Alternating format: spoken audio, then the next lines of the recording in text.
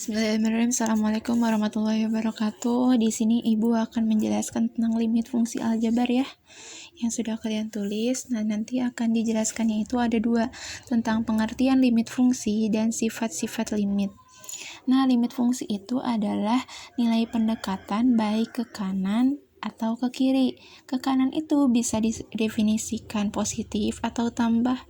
Nah, ke kirinya itu bisa didefinisikan negatif atau kurang. Nah, sebagai contoh ini ada tulisan limit X mendekati 2. Nah, dibacanya itu ini limit X mendekati 2 ini sama ya. Limit X mendekati 2. Tiap ada tanda panah seperti ini, disebutnya itu atau dibacanya itu mendekati di dalam limit ya. Setelah itu kita maju ke nomor 2, yaitu tentang sifat limit. Sifat limit itu ada 8. Kita mulai dari sifat ke-1, yaitu limit X mendekati A, K-nya itu sama dengan K. Contoh, langsung ke contoh aja ya. Limit X mendekati 2, A-nya itu ganti sama 2 ya. Mau 3 boleh, mau 5 boleh, mau sekian juga boleh. Terus K-nya juga diganti jadi 3. Atau mau angka lain juga boleh ya, sama dengan 3. Kenapa sama dengan 3? Karena K-nya itu kan dari rumus di atas tuh limit X mendekati A, K-nya itu harus sama dengan K lagi. Kalau misalkan K-nya 3, berarti isinya juga bakal 3 karena sama dengan K. Jadi kalau yang X ini, yang mendekati ini, itu tidak akan mengubah apapun di sifat limit yang pertama. Coba kita coba contoh yang kedua ya. Misalkan limit X mendekati 4, K-nya itu 5, berarti sama dengannya harus berapa? Karena di rumusnya itu limit X mendekati A, K-nya itu harus sama dengan K, berarti sama isinya itu 5, karena K-nya itu 5 ya. Hasilnya 5. Simple ya, simple sekali. Nah, sekarang kita lanjut untuk yang sifat kedua, yaitu limit X mendekati A, X-nya itu harus sama dengan A. Contohnya itu, lihat, limit X mendekati 2, X-nya sama dengan 2. Kenapa 2? Karena si X-nya itu, si X mendekatinya itu 2. Kalau misalkan limit, contoh ya, limit X mendekati 3, berarti X-nya sama dengan berapa? 3 ya. Karena si A-nya itu ini diganti jadi 2. Nah, berarti X-nya itu kan sama dengan A. Nah, A-nya itu berarti ini kan 2. Berarti ini juga jawabannya 2. Nah, ini karena A-nya 3, berarti sama dengan 3. Lanjutkan ke... Nah, kita lanjutkan kembali ya.